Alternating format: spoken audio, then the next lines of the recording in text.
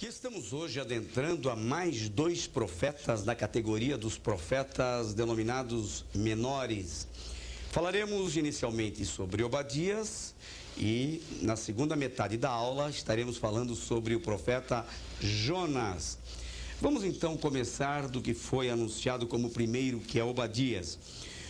O pequeno livro de Obadias leva o nome do seu escritor, cujo significado é servo do Senhor.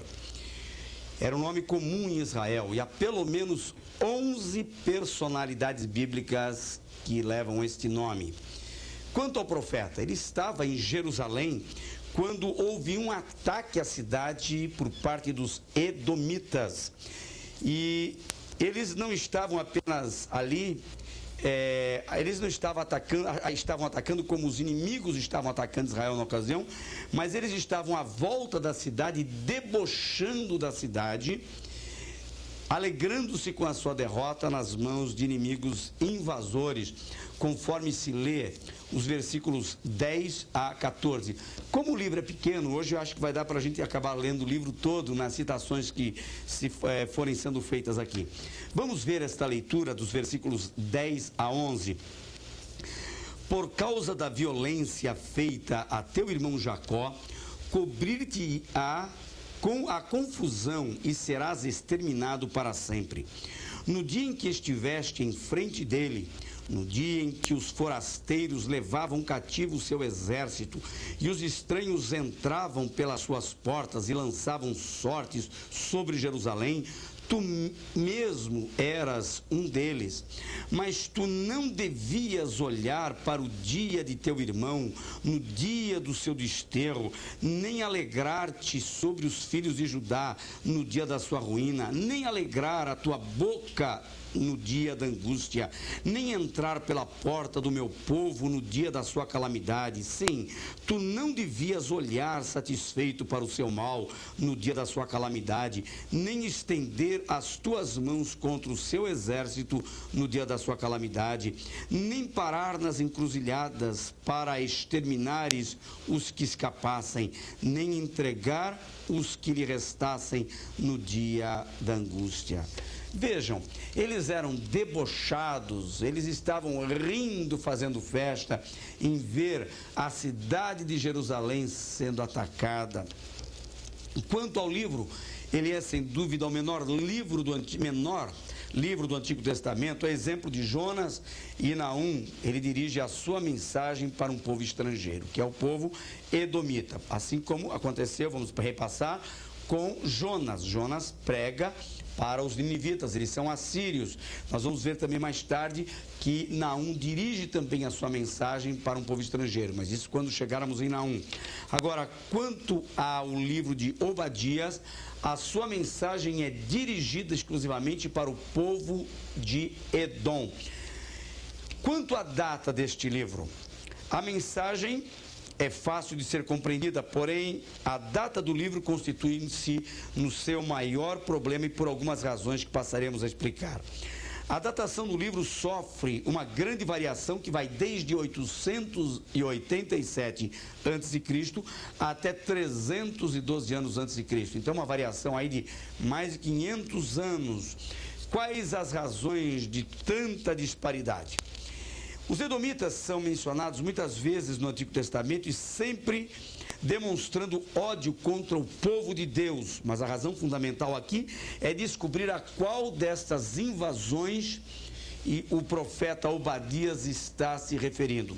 Nós temos, por exemplo, 6 casos, dos quais destacamos 5, e um deles há de ser o prevalecente, de invasões historiadas pela Bíblia Sagrada, tanto nos livros dos reis, quanto também crônicas.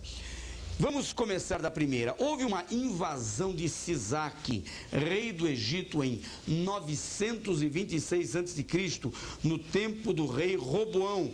Isso está em 1 Reis, capítulo 14, versículos 25 e 26.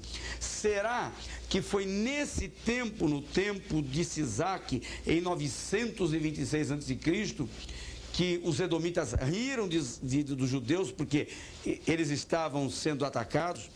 Há uma segunda invasão. Esta invasão é feita pelos filisteus e pelos árabes no tempo de Jorão. Isso já aconteceu entre 848 e 841 a.C. Isso está registrado em 2 Crônicas 21, 16 e 17. Será que é no tempo desta invasão dos filisteus e os árabes juntos que os edomitas riem dos moradores de Jerusalém? Há uma terceira invasão de Jeoás, no tempo de Amazias, lá no Reino do Sul, em 790 a.C. Essa história está registrada em 2 Reis 14, versículos 13 e 14. Temos uma quarta invasão, que é a de Senaqueribe, rei da Assíria, no tempo em que o rei Ezequias era o rei em Judá, em 701 a.C. Será que é da invasão de Senaqueribe, o assírio, que os edomitas estão rindo? Isso está registrado em 2 Reis 18, 13. A invasão da Babilônia ocorreu entre 605 a 586 a.C. Será que é desta invasão da Babilônia contra Jerusalém que os edomitas estão caçoando? 2 Reis 24 e 25 conta essa história. Há uma invasão que não é nenhuma dessas 5, é provavelmente aquela da qual se refere o profeta Obadias, que teria motivado o riso, a zombaria dos edomitas contra Jerusalém. A invasão mais provável é a de 845 a.C., na época do rei Jorão, conforme se lê em 2 Reis, capítulo 8, versículos 20 a 22, e o texto paralelo que é mais amplo, destrincha essa história de 2 Crônicas 21, versículos 8 a 20. Provavelmente esta seja a invasão referida pelo profeta Obadias no seu livro. Outro problema do livro relaciona-se ao trecho do capítulo, do versículo 1 ao versículo 9, que parece ter sido um texto emprestado do livro de Jeremias, capítulo 49, versículos 7 a 22. Bom, se esse texto de Jeremias 49, 7 a 22 foi usado por Obadias, nesse trecho que vai de 1 a 9 do livro de Obadias, então o livro é bem mais recente, porque o profeta Jeremias é um profeta já contemporâneo da invasão da Babilônia. Então, ele estaria lá para frente e entraríamos em contradição com a afirmação feita agora há pouco de que o livro remonta à época da invasão do rei Jorão, lá em 845. O que pode acontecer também é que se, em vez de Obadias ter copiado o trecho de Jeremias aqui para o seu livro, Jeremias ter copiado o texto de Obadias para o seu texto. Isto parece ser mais viável. Jeremias teria tomado por empréstimo esse texto no qual Obadias se refere com amargura, com tristeza e ressentimento até contra os edomitas. Então, nesse caso, Jeremias teria copiado de Obadias e não Obadias de Jeremias. Na Bíblia, às vezes, nós encontramos isso, né? Tem trechos que são uma cópia um do outro. Você pode ver isso lá no Novo Testamento, entre a carta de 2 Pedro e Judas, né? Não tem nada a ver com a nossa aula, mas você pergunta, ou Judas copiou de Pedro, ou Pedro copiou de Judas. Foram contemporâneos, um copiou do outro, e mesmo não sendo contemporâneo, ia ficar mais fácil. Aquele que escreveu depois, evidentemente, copiou de quem escreveu primeiro. Agora, quanto aos precedentes históricos deste livro, quem são, afinal, os edomitas? A Bíblia fala dos edomitas como um povo. Há muitos povos famosos na Bíblia, mas os edomitas também estão ali marcando presença. Eles têm uma história cuja origem é fácil ser identificada. São descendentes de Esaú, o irmão de Jacó. Todo aluno deve conhecer a história do conflito travado entre Jacó e Esaú, por Jacó ter enganado seu irmão, ter negociado com ele o direito à primogenitura em troca de um prato de sopa, e isto causa revolta, amargura no coração de Esaú, a ponto de Rebeca, a mãe dos dois, promover uma separação entre os dois filhos. Ela aconselha Jacó a ir às terras de Padã Arã, na casa do seu irmão de Rebeca, Labão, para dentre os ali da família, das filhas de Labão, ele encontrar uma esposa. E de fato ele encontra, né? E ele volta casado de lá. Jacó então vai passar pelo menos 2 décadas trabalhando ali para o tio. E ele volta depois de um período de muito trabalho e também de muito peso de consciência pelo que fizera ao seu irmão. Ele tem alguns encontros com Deus e finalmente chega o grande momento do encontro de Jacó com Esaú. Existe reconciliação. Esaú de fato perdoa Jacó, abraçam-se, beijam-se. Mas os descendentes de Esaú não perdoam Jacó. Apesar dos 2 irmãos, porque Jacó ficou com o direito da primogenitura, ou seja, aquela bênção prometida a Abraão acerca da nação que se formaria do seu lombo, esta bênção passaria de pai para filho numa sucessão patriarcal, recaindo sempre o direito do nome ao filho primogênito, ao mais velho. Então o filho escolhido, filho primogênito, filho mais velho de Abraão, que levou avante o direito do patriarcado, foi Isaque. Embora seu irmão Ismael tenha nascido primeiro, mas como ele nasceu da escrava Agar, ele foi rejeitado e mandado embora por um conflito que houve entre Sara e Agar. Mas nós temos aí em Isaque a sucessão, embora ele seja o segundo, ele se torna o primogênito. De Isaque nós temos então 2 filhos, Esaú e Jacó, eram gêmeos, mas na hora do nascimento Esaú saiu na frente. E Jacó consegue reverter o quadro e assumir o papel de primeiro e com isto ganhar este direito da primogenitura. Então ele é o grande patriarca. Depois então da revolta, do perdão, do reencontro entre os irmãos, o que acontece é que os descendentes de Esaú não aceitam os descendentes de Jacó. E quem são os descendentes de Esaú? São os edomitas. Vejam aqui no 3º parágrafo desta página, a inimizade dos edomitas com seus irmãos judeus durou até o tempo do profeta Malaquias, que é o último profeta do Antigo Testamento. E eles foram severamente condenados pelos profetas. Você pode ler tanto em Números, conforme as referências aí citadas, Isaías, Jeremias, Ezequiel, Joel e Amós e também Malaquias, são profetas que denunciam a maldade dos descendentes de Esaú, que são os edomitas. A Bíblia tem algumas coisas interessantes para falar dos edomitas, que eles eram sábios, mas que também eram orgulhosos.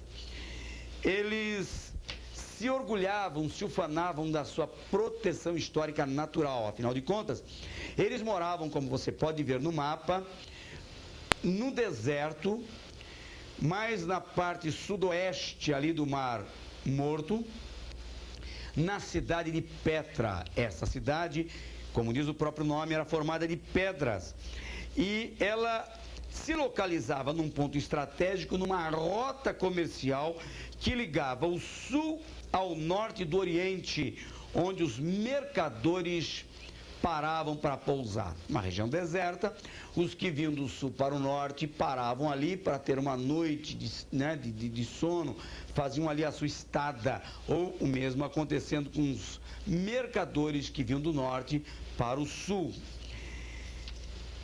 Quando os hebreus subiam do Egito rumo a Canaã, os edomitas, naquela ocasião que eles vinham lá, estavam saindo num grande êxodo do Egito para a terra prometida. Nós temos um relato histórico em Números capítulo 20, versículos 14 a 21, que os habitantes de Edom, de Petra, que eram os edomitas, recusaram aceitar aquela grande multidão que vinha do Egito, que eram os hebreus. Por que os recusaram? Porque sabiam que eram descendentes de Jacó. E o conflito histórico já estava formado, estabelecido há muitos anos. Os edomitas na Bíblia são manchete. Nós lemos, por exemplo, em 1 Reis, capítulo 11, versículos 15 seguintes, que Davi feriu aos edomitas numa batalha. Em 2 Crônicas 20, Edom uniu-se com Amon e Moabe numa guerra contra Josafá. Em 2 Crônicas 21:8, você lê outra manchete: revoltaram-se contra o domínio de Judá e constituíram para si um rei. Sempre que eles aparecem em destaque em algum fato historiado no Antigo Testamento, está em destaque alguma maldade dos edomitas.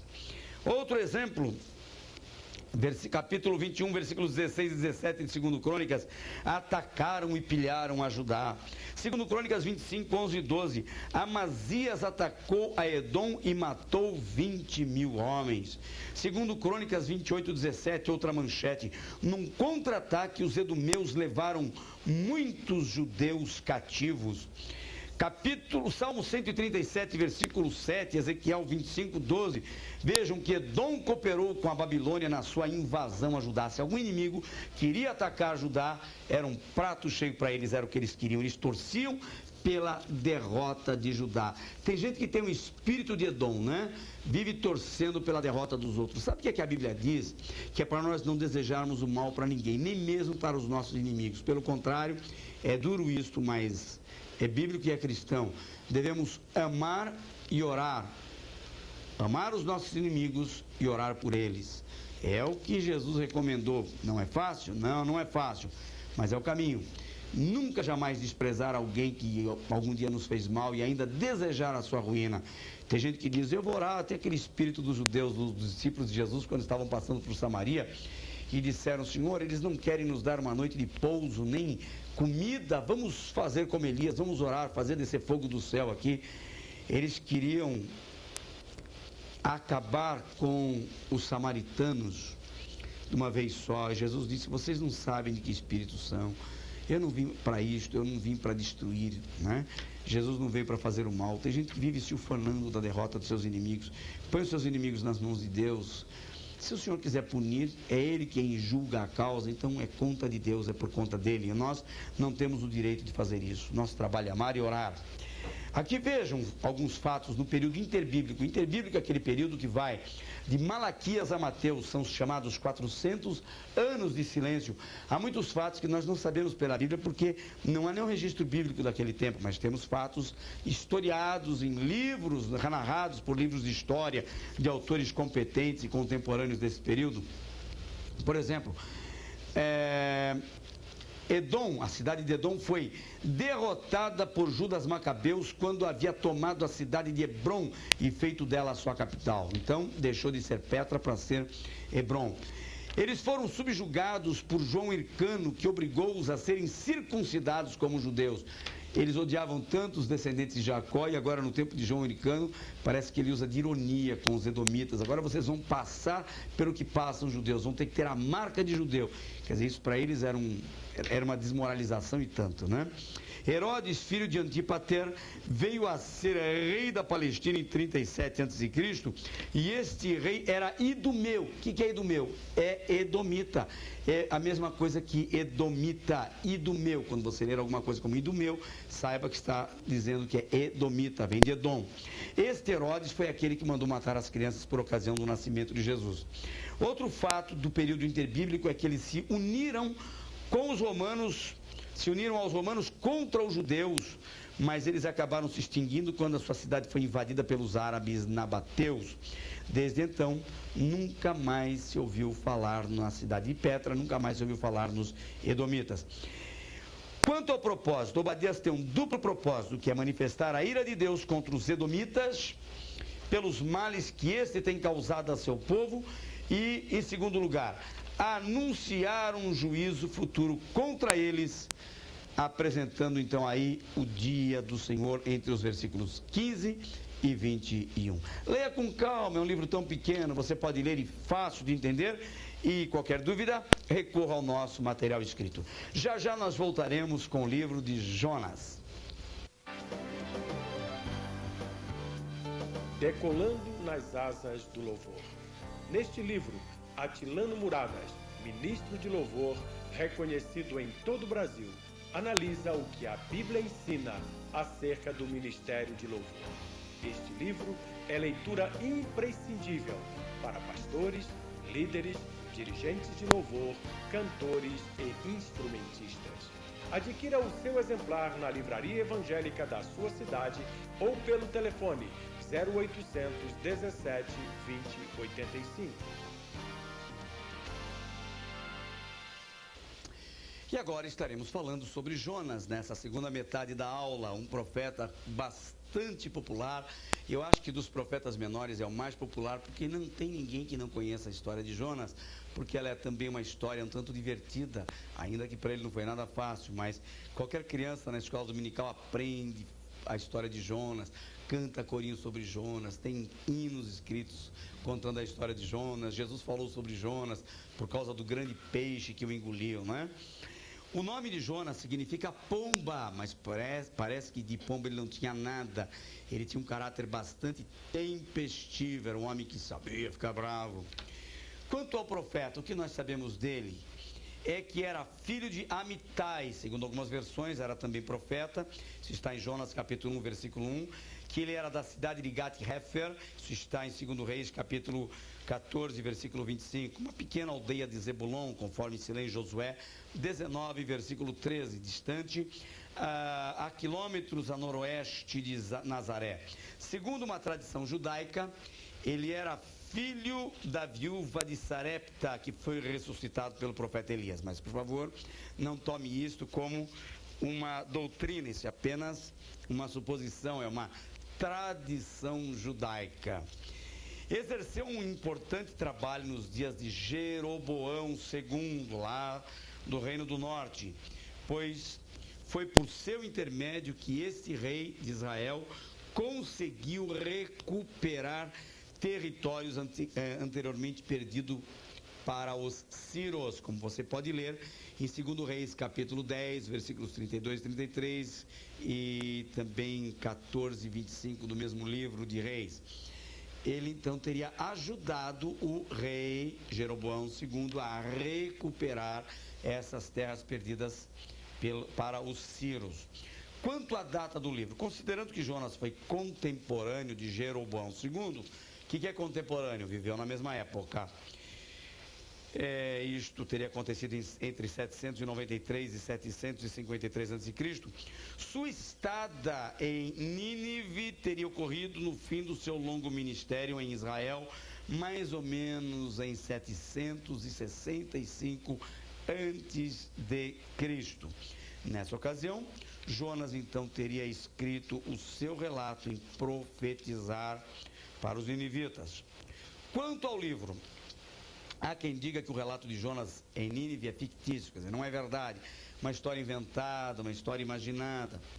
Outros dizem que é uma alegoria ou uma parábola, quer dizer, dá na mesma, não aconteceu, uma história inventada para ensinar que o Deus de Israel é também o Deus de outras nações ou para outras nações.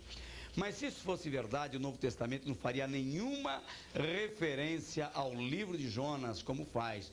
O próprio Jesus cita a história de Jonas como sendo verídica. Ele fala, inclusive, que o peixe que engoliu Jonas foi uma baleia, o que torna ainda mais complicada a situação, porque muita gente nega a história de Jonas já por achar um absurdo uma pessoa se manter 3 dias e 3 noites no ventre de um peixe no mar.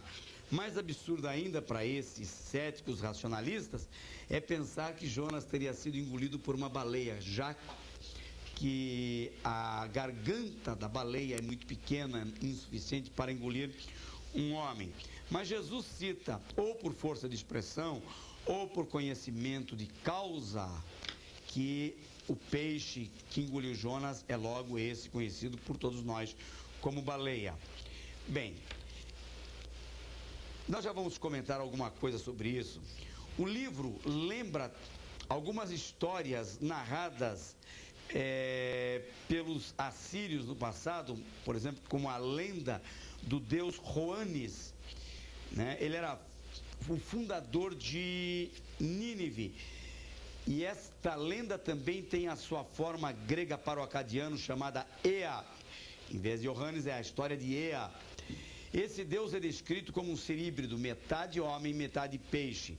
Então, aquela gente que quer associar as histórias bíblicas com o paganismo vai encontrar aí na mitologia, nas histórias desses povos, alguma relação para dizer, não, o livro de Jonas é um livro que é extraído dessas lendas antigas, e então aqui eles colocam com uma roupagem nova apenas para dar um sentido que os judeus consideram legítimo, porque trata do seu Deus, da sua fé, das suas crenças, dos seus juízos.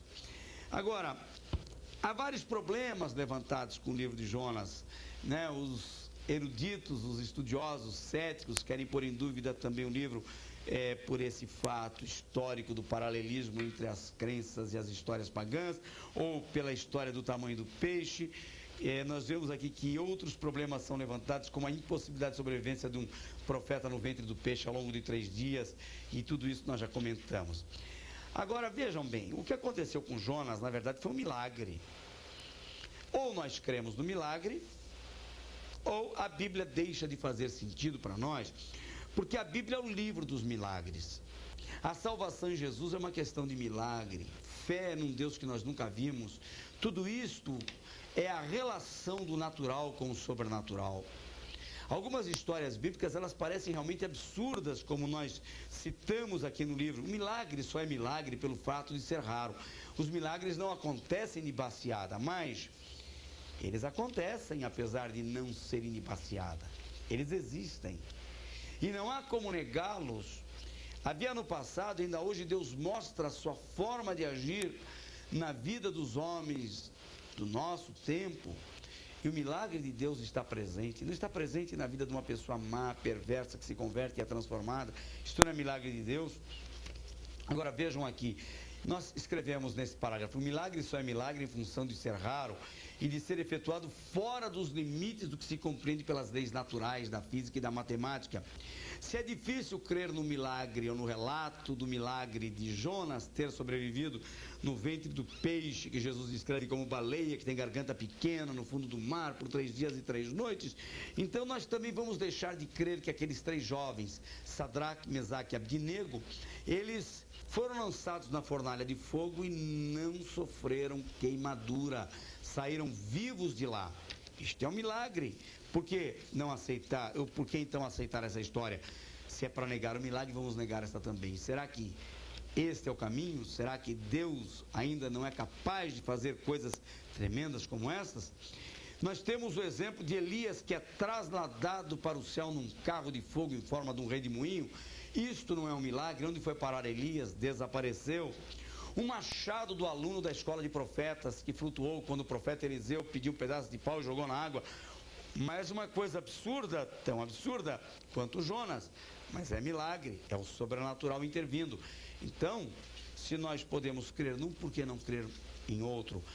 Por que duvidar que isso seja realmente um fato histórico narrado por Jonas? Jesus andando sobre as águas não é outro milagre? Nós cremos neste, por que não crer naquele? A Bíblia é o livro dos milagres. A Bíblia revela o poder do sobrenatural. E nós temos que agir por fé. A nossa fé, ela não pode ser apenas uma fé salvadora, ela também tem que ser uma fé prodigiosa. Ela precisa acreditar nos prodígios e nas maravilhas. Quanto ao ambiente político da Assíria, que tinha como capital Nínive nos dias em que Jonas foi para lá. A Síria localizava-se a leste setentrional do rio Tigre e distanciava-se a 960 quilômetros de Israel. Cidade antiga, construída por Nimrod. Nós temos lá em Gênesis capítulo 10, versículo 11, a história de Nimrod. Nimrod foi um homem perverso que construiu muitas cidades. E, segundo uma tradição, teve um arqueólogo chamado Alexander Hislop. Ele achou muitos resquícios da época de Nimrod. E há uma estatueta de uma mulher carregando um filho no colo. E segundo essa tradição, lá na Mesopotâmia, essa mulher era a esposa, Semíramis, a esposa de Nimrod. E eles criam que Nimrod reencarnou no filho que estava no ventre da mulher. Ela estava grávida quando o marido morreu, então Nimrod vai parar lá. E ela está com o filho no colo, numa imagem muito semelhante àquela que os romanos fazem de Maria com o bebê no colo. Muito parecida, e até muitos associam aquela imagem de Maria com aquela descoberta arqueológica feita por Alexander Hislop da época de Nimrod. Isso é pouco provável, é conjectura. Agora, Nimrod é, então, historicamente, o fundador da cidade assíria de Nínive. A população de Nínive chegou a 600 mil habitantes, ainda que pelo texto bíblico, você vai ver, no último versículo, Deus falando com Jonas acerca da cidade, ele fala que a cidade tem mais de 120 mil homens. Pode ser que aqui esteja se referindo apenas a homens do sexo masculino, sem contar mulheres e crianças, mas como historicamente nós temos o dado de que a cidade tinha cerca de 600 mil habitantes, pode ser então que essa distinção seja para se referir unicamente aos do sexo masculino. Aliás, um texto parecido com o de João, né? No capítulo 6 do Evangelho de João, quando Jesus multiplica os pães e alimenta quase 5 mil, ou cerca de 5 mil homens, ele faz a distinção, fora mulheres e crianças, ele está se referindo a homens, pessoas do sexo masculino apenas, e ainda na idade adulta. Muito bem, vamos seguir mais um pouquinho. A extensão do muro era de 96 quilômetros quadrados, era uma cidadezinha grande, né? E tinha altura de 30 metros. Era muito comum no passado cidades importantes serem muradas, como foi Babilônia, a própria cidade de Jerusalém. Tinha 30 metros de altura o muro da cidade, e a largura comportava 3 carroças lado a lado que percorriam aquele muro. Ali estavam soldados percorrendo, uma imagem muito semelhante à da Babilônia. Havia ainda 50 torres de 60 metros de altura distribuídos nessa extensão dos 96 quilômetros, né, de perímetro da cidade. Depois da morte de Adad-Nirari III, em 782, a Síria entrou em franco declínio, passando pelos reinados de Salmanasar IV, que se deu em 782 a 773 a.C., Assurdã III, de 773 a 754 a.C., até a época de Tiglat-Pileser III, em 745 a.C. Aliás, foi esse Tiglat-Pileser o grande invasor do Reino do Norte. O grande invasor do Reino do Norte, lá em Israel. As relações entre a Síria, da qual Nínive era a capital, com Israel, eram péssimas.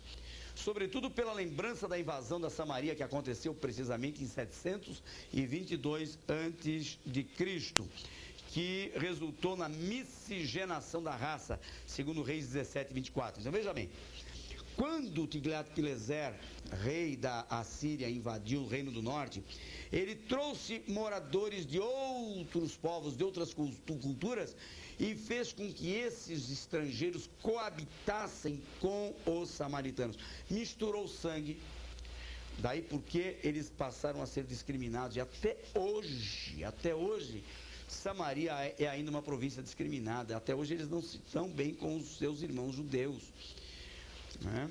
Muito bem, os ninivitas eram cruéis. Nas suas batalhas traziam as cabeças dos seus inimigos e faziam aquela pilha de cabeças para cantar em volta e se ufanarem de terem tido vitória contra os seus inimigos. Quanto ao ambiente religioso, Nínive tinha uma forte tendência para o monoteísmo. Interessante, porque naqueles países, naqueles tempos, as tendências fortes eram mesmo para o politeísmo. Criam em vários deuses diferentes. Já não era o caso de Nínive, não. Nínive tinha facilidade de crer no Deus de Israel, inclusive. Creu quando Jonas pregou, tiveram medo. Agora, na verdade, eles cultuavam Nebo, né? Nebo era o nome do seu Deus.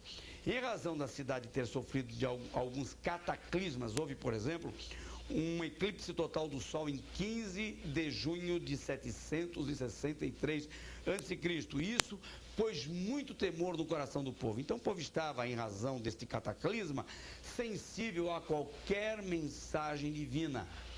Agora imagina aquela figura do Jonas, né? Como é que ele chegou lá, a expressão do rosto, pele queimada, depois de ter sofrido 3 dias no ventre do peixe, que ele mesmo denomina como 3 dias no inferno. Ele estava com a pele provavelmente queimada, porque ficou no suco gástrico do estômago do peixe. Ele estava com um aspecto horroroso, talvez até inchado por tudo que sofrera lá. Quem sabe se a roupa era a mesma, devia estar com ela rasgada. Nós não sabemos, a Bíblia não descreve. O aspecto de Jonas não devia ser bom. E quem é que ouviria um mulambeiro louco gritando pelas ruas da cidade? Mais 40 dias e essa cidade será destruída. Quer dizer, até a voz não devia estar lá, essas coisas. Quem creria neste homem? Mas vejam que havia um fato histórico que favorecia. Deus age no tempo e no espaço. Ele propicia algumas situações, ele cria até algumas situações naturais em torno daquilo para que haja facilidade na aceitação da mensagem, né? Então vejam, eles tinham receio de que pudesse vir um outro cataclisma, e eles associavam isto à manifestação de ira dos deuses, ou do próprio Deus, se fosse um só, que estava aborrecido com eles por algum tipo de pecado que eles andavam praticando. Quanto ao propósito, esse livro tem o propósito de mostrar o interesse de Deus por outros povos. De fato, Deus não queria ser Deus apenas para o povo de Israel, para o povo de Judá, para a nação santa. Ele também queria se comunicar com outros povos. E ele usa esse profeta para levar uma mensagem aos ninivitas, que são estrangeiros, mostrando com isto que a sua misericórdia também anda junto, anda ao lado do seu juízo, desde que haja arrependimento. Havendo arrependimento, Deus é longânimo, é misericordioso, é bondoso, Ele perdoa. Era assim no passado, é muito mais assim hoje. Por que muito mais assim hoje? Porque no passado Deus já usava de misericórdia e o povo vivia debaixo de lei. Hoje Deus usa de misericórdia e nós vivemos debaixo de graça. Graça é favor imerecido. Quanto à mensagem, Jonas foge da ordem divina de pregar para os ninivitas por razões que desconhecemos, mas nós podemos inferir essas razões, podemos deduzir. A primeira dessas razões, provavelmente, que era o ressentimento que ele, como judeu, tinha dos ninivitas. Afinal de contas, os assírios já tinham trazido muitos aborrecimentos e feito muitos males à nação de Israel, o Reino do Norte. Por que gostar deles? Por que amá-los se eles eram perversos?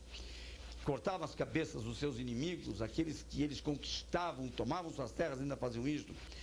O segundo motivo era um preconceito natural, afinal de contas, os hebreus, principalmente aqueles mais puristas, eles não aceitavam que Deus fosse compartilhado com outros povos. Por que aceitar que os ninivitas eram dignos de receber a misericórdia de Deus da mesma maneira que o povo de Israel? Toda vez que pegava, Deus chamava o povo para arrependimento e propunha para eles uma mudança de atitudes, porque Ele, Deus, manifestaria a sua bondade, a sua misericórdia, o seu perdão. Por que levar isto para outros povos? Afinal de contas, nós, judeus, descendemos de Abraão, a bênção está conosco. Os outros povos são povos desprezados, Deus não quer nada com eles. Estranho isso, né? Agora, ainda que contra a sua vontade, Jonas tem que ir lá e pregar a palavra de Deus para os ninivitas. A exemplo do que aconteceu então com Obadias e também Naum, que pregam para povos não judeus, ou seja, povos estrangeiros. Quanto aos transtornos da viagem, aqui é o que todo mundo mais conhece, a tempestade. Há uma tempestade no navio onde Jonas está presente, fugindo para Tarsis. Não tem nada a ver com a cidade de Nínive, para onde ele tem que pregar. Até porque Nínive não tem porto, Nínive não tem mar, Nínive não tem acesso a uma embarcação, a não ser pelo rio Tigre ou rio Eufrates, porque está no meio dos dois ali. Mas é uma cidade que não tem praia, né? Muita gente diz que o grande peixe engoliu Jonas na praia de Nínive. Não, Jonas não foi jamais vomitado por um peixe na praia de Nínive, porque Nínive não tem praia. Nínive está longe da praia, quase 1000 quilômetros longe da praia. Bem, aí fica uma dúvida, como foi isto? Ele foi caminhando esses 3 dias que a Bíblia fala, é provavelmente a distância que ele caminha de onde foi vomitado até chegar à cidade de Nínive. Quem sabe tivesse usado algum meio de transporte para apressar esse tempo numa distância tão grande. Ou, segundo algumas especulações, esse peixe teria descido pelo mar Mediterrâneo, pegando ali a costa, ele consegue chegar ali pela península do Sinai, se é que o canal de Suez tinha acesso. Esse canal de Suez tinha um leito muito raso. No século XVIII ou XIX, mais precisamente, que ele foi aprofundado pelos ingleses para servir de acesso aos navios, para não terem que dar volta pelo continente africano, saindo ali do mar Mediterrâneo, descendo pelo Golfo de Suez.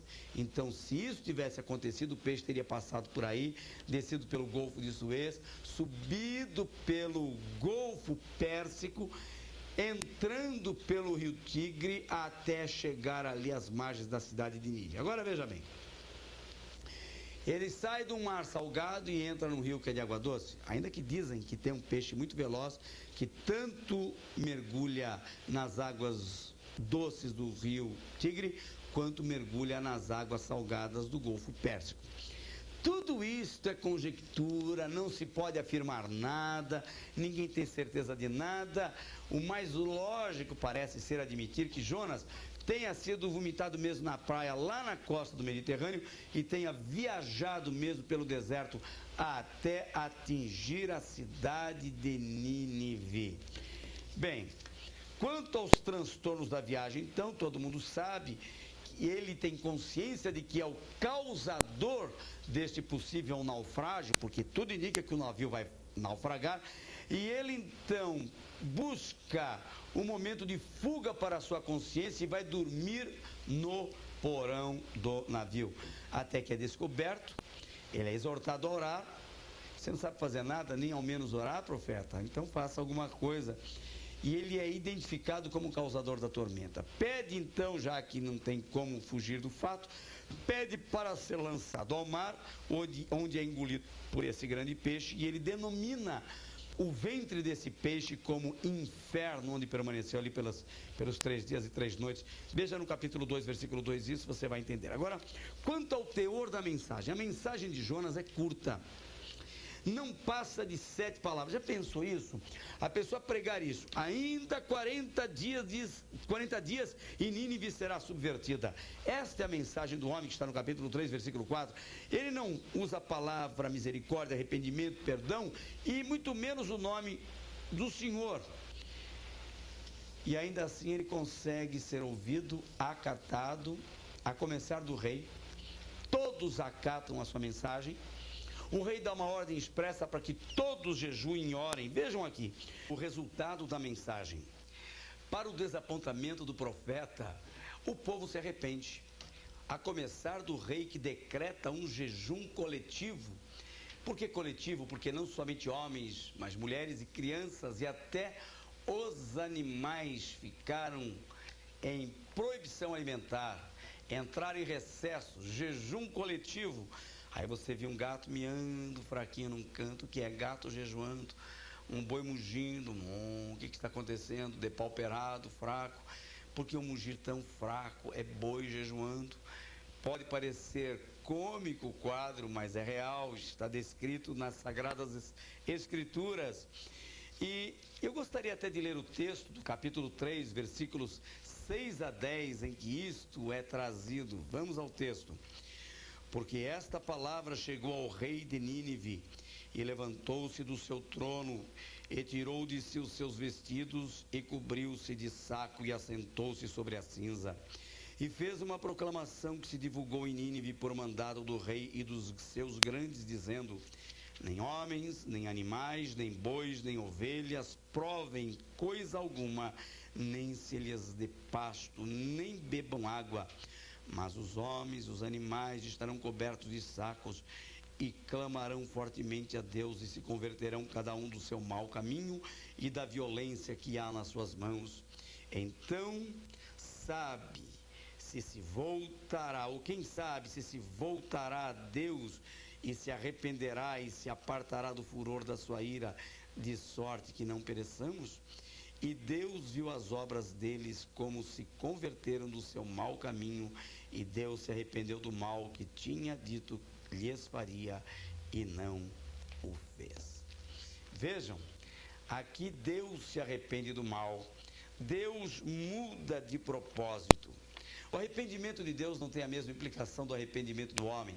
O arrependimento do homem, ele implica no reconhecimento do seu erro e numa mudança de posição, ou seja, numa conversão. Ele está indo numa direção e muda, vai para outra.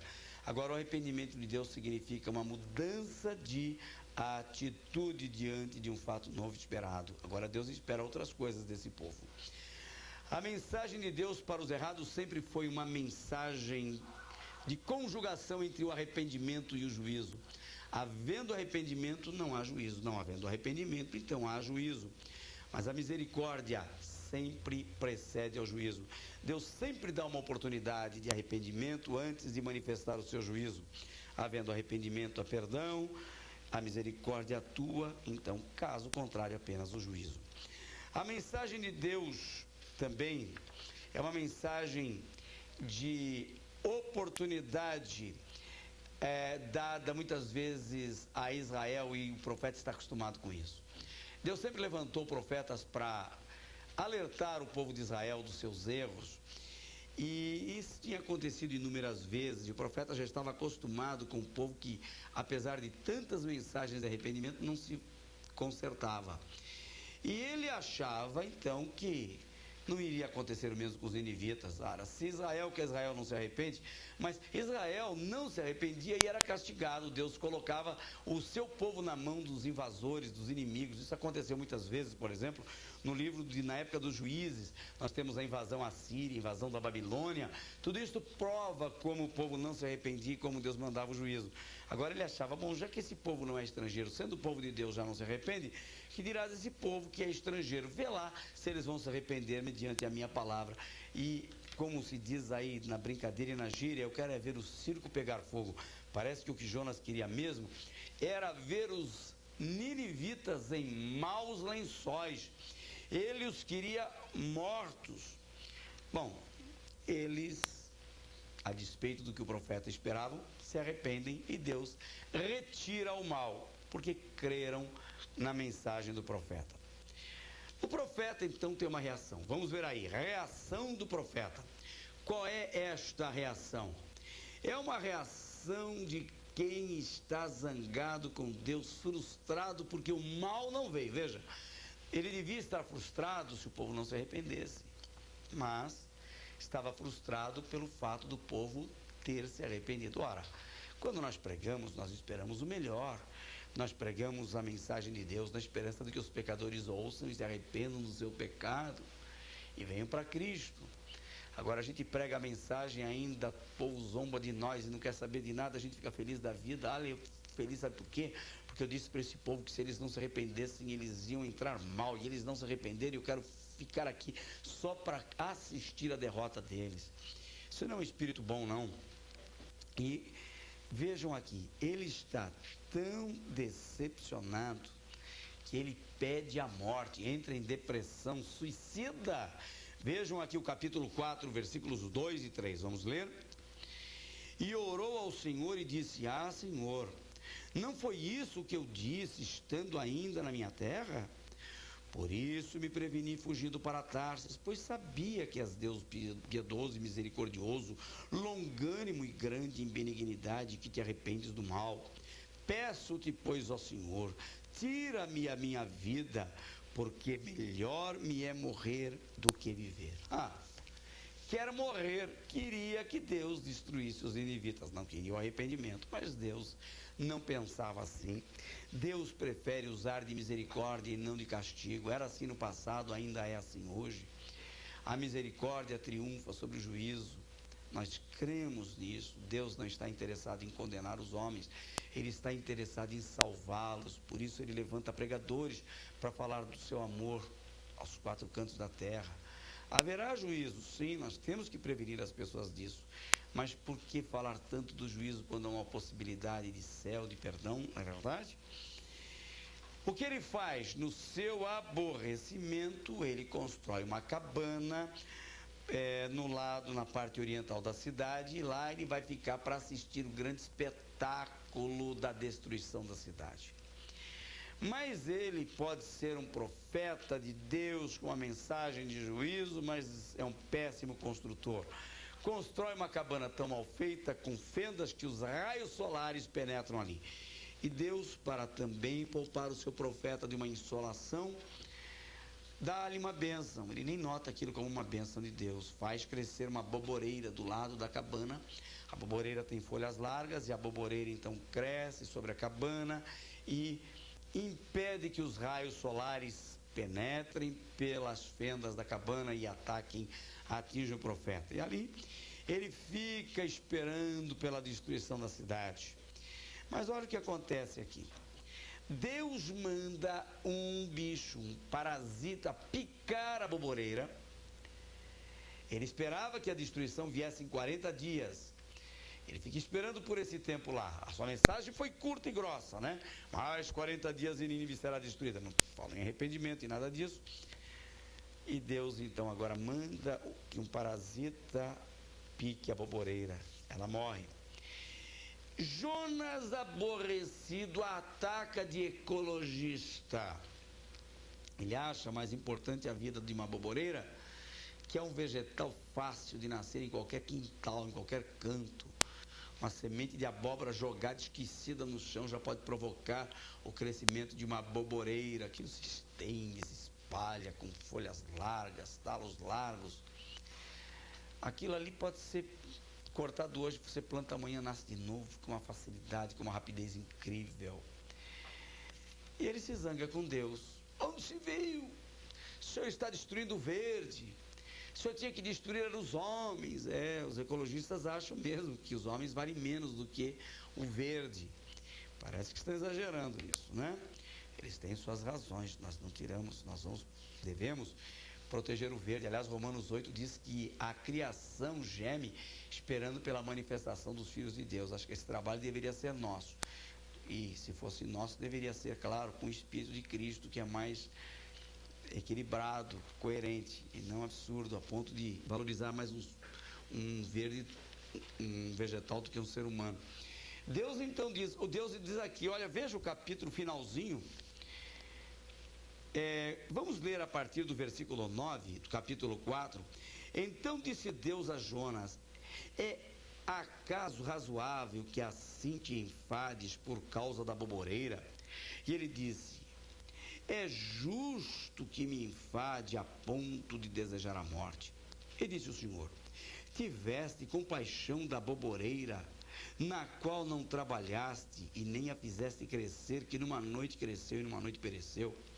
E não hei de ter eu compaixão da grande cidade de Nínive, em que estão mais de 120 mil homens que não sabem discernir entre a sua mão direita e a sua mão esquerda, e também muitos animais. E assim termina o Senhor o livro com uma pergunta. Deus usou de misericórdia, o profeta teve sucesso e não entendeu o seu sucesso. Aliás, valeria a pena uma mensagem, Jonas, se você quiser pregar. Ele descansou em 3 leitos: o leito do porão do navio, que foi o leito da fuga do irresponsável, o leito do ventre do peixe, ele teve que dormir ali. Como é que ele ficou 3 dias? Da sono, ele lutando contra o sono, porque não podia morrer asfixiado, nem afogado no suco gástrico do estômago do peixe. Eu diria que era o sono do pesadelo, da culpa e do castigo por desobedecer a Deus. E por último, o leito da cabana, lá no canto oriental da cidade, que é o leito da frustração. Mas nos 3 leitos Deus estava de olho em Jonas. Deus o acompanhava em todo o tempo. Teve sucesso e não percebeu. Quantos de nós temos sucessos e ainda estamos frustrados, não reconhecendo a importância da palavra que pregamos?